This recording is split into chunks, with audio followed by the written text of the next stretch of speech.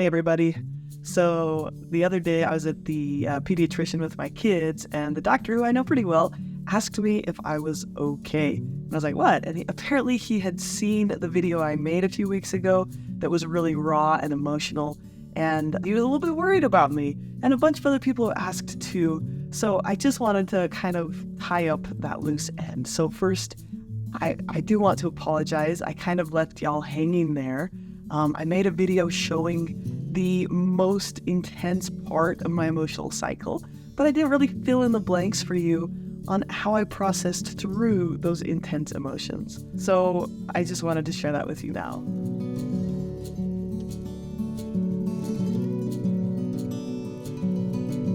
The first thing is I just want to say, my emotions can burn really hot. I feel emotions really deeply and intensely, but I also know what to do with them. I'm not perfect, but I know what to do with my emotions. So that day, I was genuinely feeling intensely sad and angry. But I also know that emotions aren't just, bad things that happen to you. Emotions often serve a function. They're a messenger encouraging you to take some kind of action. So in that case, I felt deeply sad about and his loss, and I felt deeply angry about the way victims are treated. And I knew what I was feeling, but I also knew what I could do about it, right? I could get up on my soapbox, which you, my subscribers, have generously given me the opportunity to have a YouTube channel, and say what I wanted to say. And I can also encourage people to donate to the legislation and to donate to the housing to protect victims. So after feeling those intense emotions, I took the emotions that I could take, and I got a great response. I made that video, and hundreds of thousands of people watched it. I also got calls from investigators and reporters, and I got emails from a handful of other people who were victims. Another good thing that came out of that video was that, in the comments section, for example, someone said, "Oh, I told my mom when I was abused, and she didn't believe me." And hundreds of people told her, "I believe you." So I hope that for that viewer, it made a little bit of a difference. Another thing is taking that action. The GoFundMe has raised over $100,000, which is more than double its original goal. And like I said earlier, the unfortunately not surprising thing is that many more victims of this specific abuser came forward, and they were able to connect with investigators and other victims and have their story heard. For me personally, after I made and published that video, within a few hours, most of my intense emotions just resolved themselves because I took action on what I could change, and I accepted what I couldn't change.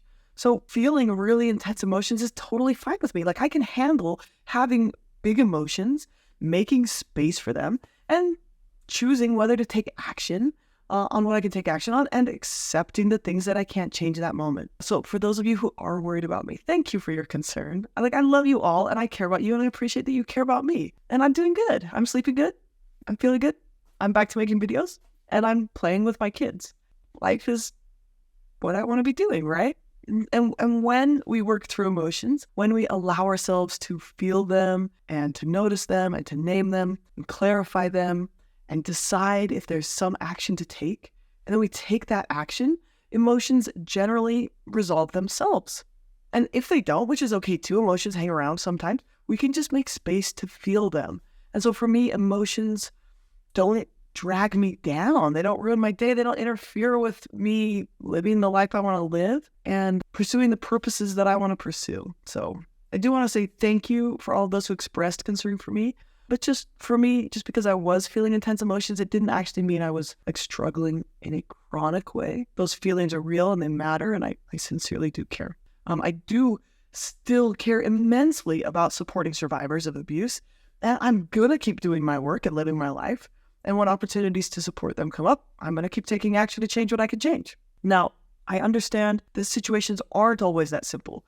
And I don't mean simple in like this wasn't tragic, but I mean simple in this was an event that I took action on, right? That for me, or for many of those of you out there, you often face many problems that seem overwhelming. You may not have all of the resources or the support to work through them all at once. And I can understand that, right? There was a time when I was doing full-time therapy in a residential treatment center, working with these clients and their families who had so many complex situations that I had these big feelings and difficult situations. They were coming on so frequently that I wasn't able to process through them.